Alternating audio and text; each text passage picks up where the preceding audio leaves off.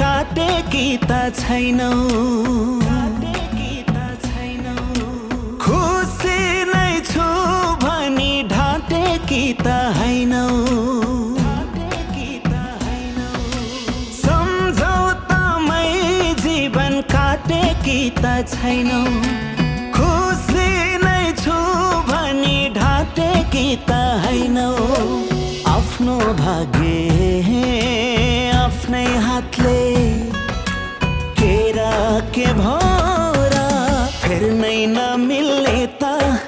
सिउँदो मात्र